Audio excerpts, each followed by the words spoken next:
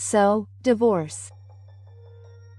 I was in a traffic accident, broke both my legs and was rushed to the hospital. The doctor told me that I might not be able to walk, but my mother-in-law said that useless people are a nuisance. My husband also abandoned me, and all I had was a signed divorce paper. I thought that a cruel ending was waiting for me. However, when I left the hospital alone in a wheelchair, a car stopped in front of me. I was waiting for it.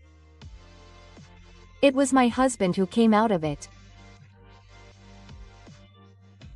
And what was waiting for me after that was an unexpected turn of events. I lived with my husband, Short, and my mother-in-law, Kanako. Even before we got married, my mother-in-law made it easy to talk to me when she went to greet me kindly. My father had a business in the countryside, and when we talked about it, we had a conversation with jokes. The chairman is amazing. I'm getting old too. I might need your help someday. You're still so young. Well, you're good at flattery. Since we're going to be family, I need to get your father to give me a discount on the medical expenses. I felt relieved that she was friendly and treated me well, so I decided to marry my husband. Even though we ended up living together in her parents' house, we all helped each other out and lived peacefully at the beginning of our marriage. I believed that the three of us would definitely do well in the future. But the reality was not so sweet. After about 6 months of marriage, Kanoko's true nature gradually became clear. She started spending money more and more recklessly, and started buying so many luxury brand items that she couldn't fit them all in her room. Mom, what are you going to do with all this? What are you talking about? It's still not enough to brag about to the neighbors. It seems that she goes shopping and shows off every time a new bag comes out. She was clearly spending more than she needed, and it was all deducted from Shida's income, so the household finances were always in trouble. What's more, she started asking for money not only from her son but also from me. I don't have that kind of money. Your father is the same, right? If you ask him, he'll give you that much. But my father just runs a small clinic in the countryside and is by no means a wealthy woman. I should have explained this to her before we got married, but I assumed that her family was rich, and I was deceived. My mother-in-law assumed that my father had a high income and didn't listen to the details at all. The reason she was nice to me was simply for money. Oh, I wasted my time showing my love to you. After that, Kanako turned around and started bullying her daughter-in-law. I didn't know this until this point, but she is a strong-willed person who tries to eliminate anything she doesn't like right away.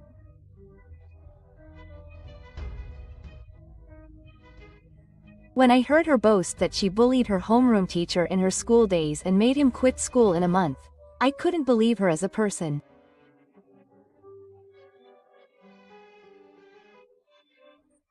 I'll kick you out of the house right away. I'm looking forward to seeing how she holds up.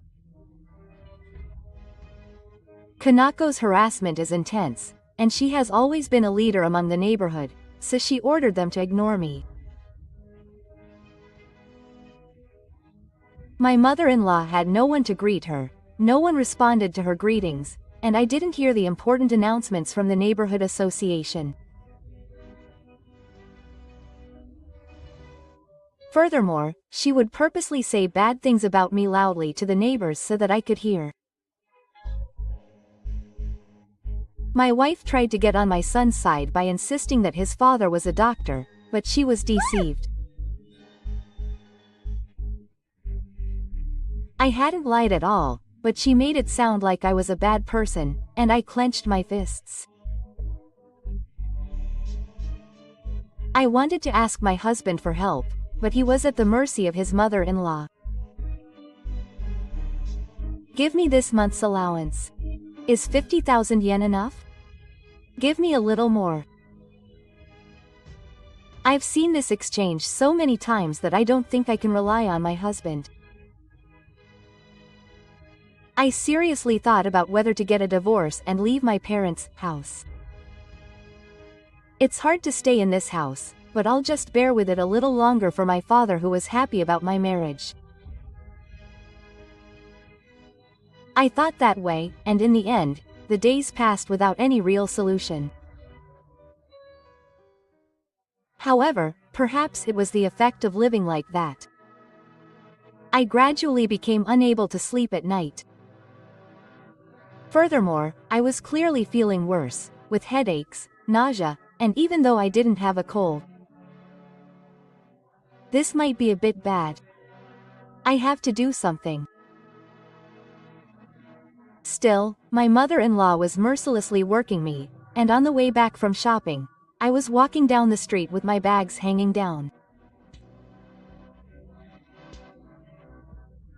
I thought I heard the sound of tires screeching behind me, and the next moment, my body was suddenly rolled up with a strong impact and slammed into the ground.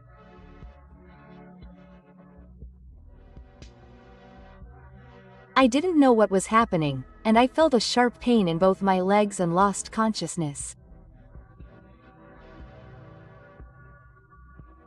When I woke up next, I saw a white ceiling and curtains, and Shida and Kako looking down at me. Sumayer-kun, you were in a traffic accident. She told me that I was hit from behind by a car and suffered compound fractures in both my legs. I needed to be hospitalized for at least 3 months, and I was taken to the hospital and immediately operated on, but the doctor told me that they didn't know if I would recover. I might never walk again. Everything was going dark in front of me, and I was about to be consumed by despair, when my mother-in-law hit me with a further blow.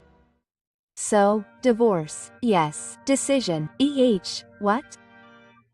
We can't take care of you anymore. You're a total wrecker. She tried to cut me off with a big smile. I looked at Shota as if asking for help, and he opened his mouth with a blank expression. That's right. Useless people are a nuisance. That's a lie, right? I felt as if a voiceless scream was being coughed up in my throat. My mind went blank, and all the strength left my body, so I sunk into the bed. I tried to get up, but my legs were broken and I couldn't put any strength into them, and it felt like my body wasn't my own. What did I do? I don't understand at all why I have to endure such terrible concentration. My mother-in-law was laughing triumphantly in front of me, and my husband's expression was still as unchanging as ever. The reality was so great that I could only look up at the ceiling in a daze with tears in my eyes. Oh, that's right. Please write this down. I've already filled out Shota's part. Saying that, Ka-san threw the divorce papers on the bed. Suddenly, you're like, oh, that's not a problem. Why don't you go back to the countryside and have your father take care of you? My mother-in-law looked down at me with a grin, confused, and then turned to my husband. Please get the divorce papers from this woman later. Once I submit this, we'll be done. Oh, I know, Mom. My mother-in-law left the hospital room with a light step, and Tae went with her as if to follow her.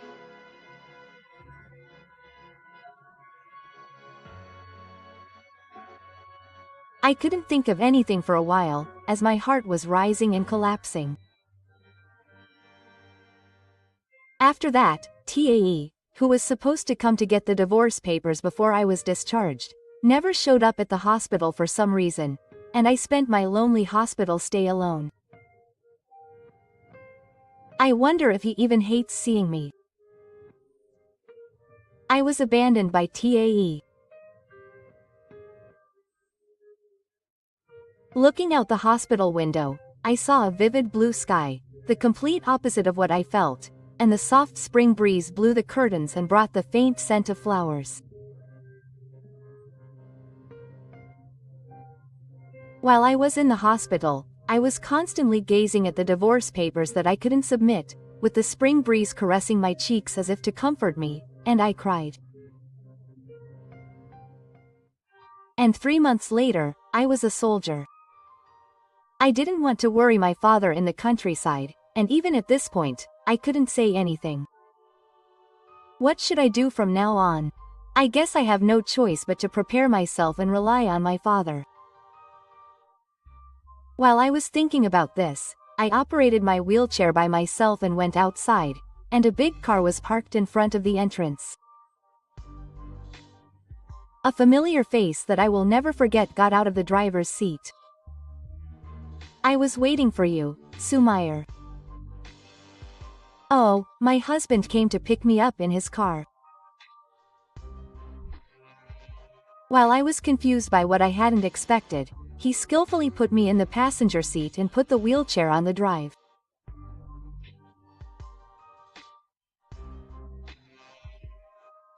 After that, Shota explained the situation to me while driving, but it was surprising.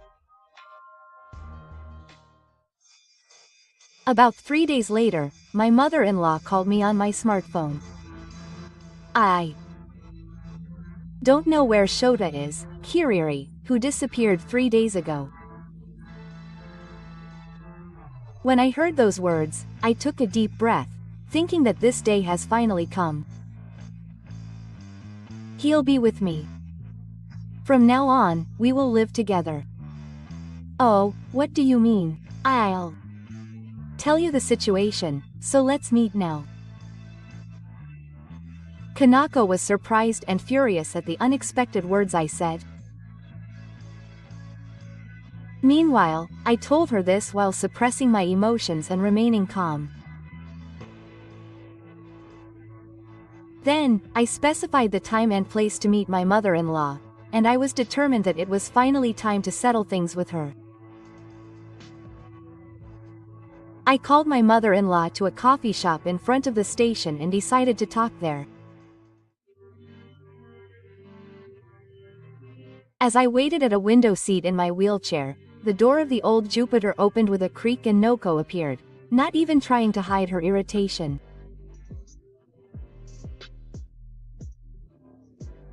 The customers around her all turned to look at her, but she paid no attention. Then, as soon as my mother-in-law sat down at the table, she made a fuss about where she had hidden Shita. I was shocked that she was treating my son like an object, and I spoke quietly. Shita had prepared a new home for me without telling my mother. My husband took me by car to a new home for the two of us. In fact, he had decided to abandon her after seeing my mother-in-law's attitude when I was hospitalized. From then on, during the 3 months I was hospitalized, he was making preparations to welcome me, such as looking for a new home and preparing a car that could carry my wheelchair. Then, he disappeared in front of Kanako to match the members of the team. My husband pretended to be obedient to his mother-in-law and was waiting for an opportunity to rescue me. You don't love Shita, you're in trouble without him. What are you trying to say? To you, he is just a tool to make money. Without the spring income, you can't maintain your standard of living. That's why you've been trying to make him obey you until now. Was he surprised that I, who had been harassed so much up until now, fought back for the first time? Kanako's eyes were wide open and her mouth was opening and closing. My husband said. He had been worried about his strong-willed mother-in-law for a long time, but he liked me and had a strong desire to marry me, and he had seen her get married, but he said he thought that if he took my side, the harassment would get worse, so he didn't say anything.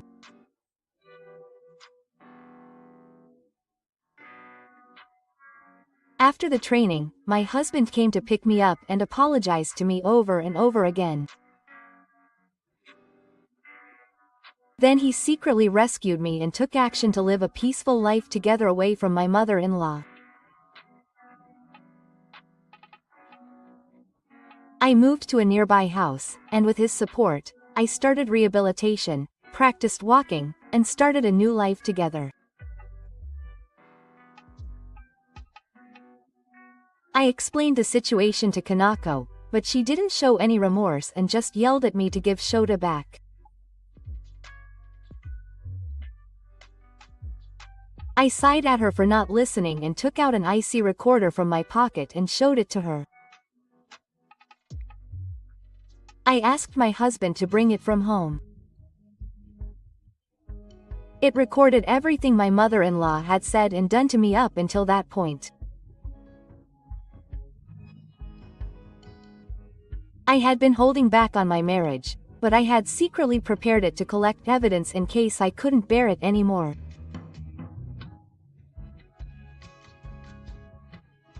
Shota returned home when the children were not there and retrieved the IC recorder he had left behind.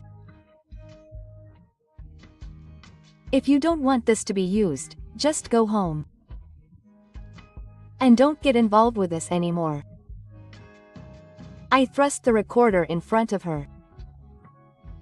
To be honest, if Kanako had just backed off, I would have had the option of not using it, but there was no choice. Then she suddenly kicked her chair and stood up, and tried to attack me while I was still sitting in my wheelchair, telling me to stop. A glass of water fell from the table, breaking on the floor with a loud noise. Customers turned to see what was going on, and the waitress turned pale as chairs, tableware, and other items were destroyed. The inside of the coffee shop was in a state of shock because of my mother-in-law. Someone held him down from behind. Mom, give up already. It's Shota. Talk. The boy struggled in my husband's arms for a while, but there was no way he could be forced to do anything, and he eventually gave up and stopped moving. I just stared at him. We will report you to the police. Why, we welcomed you as a wife, and you didn't know this. If you had just gone home quietly, I would have let it go as it was. My mother-in-law's face turned pale as she looked at me, sighing but with a serious look in her eyes. But wait a minute. Are you serious? If you had realized sooner that this story never happened because I was wrong, it wouldn't have become such a big deal. You got what you deserved. When I asked her if she was okay, she collapsed on the spot. At that moment, the long battle finally ended. A sense of accomplishment and fatigue came over me all at once. Are you okay, Kasumayer? Yes, let's go home quickly. I won't be in pain here anymore. Futoshi pushed the wheelchair I was sitting on and we both left the store, bowing our heads and saying that we had caused trouble to the staff and customers. Behind us, I could hear my mother-in-law's crying voice and the staff's voice holding her down. After that, my wife and I filed a complaint. I heard from the neighbors of the family's house that my mother-in-law had been called to the police station and had been severely scolded, and that she looked haggard. They then apologized to Kanako, bowing their heads deeply, saying that they had been sorry for all the things they had done, because they had not been able to resist her. We also demanded compensation from her. The coffee shop where my mother-in-law and I had also had a discussion also demanded compensation for the dishes she had broken. Having lost her source of income, Kanako could no longer spend money on beauty treatments or shopping, and could not even make a living, so she sold all of her brand name items and went to work. He may look worn out from working an unfamiliar job from morning to night, but that doesn't matter to us anymore. Meanwhile, with the support of my husband, I have miraculously recovered and am now able to walk on my own 2 feet again. A simple dream is growing in my heart. I'll hold Shota's hand and go for a walk on my days off.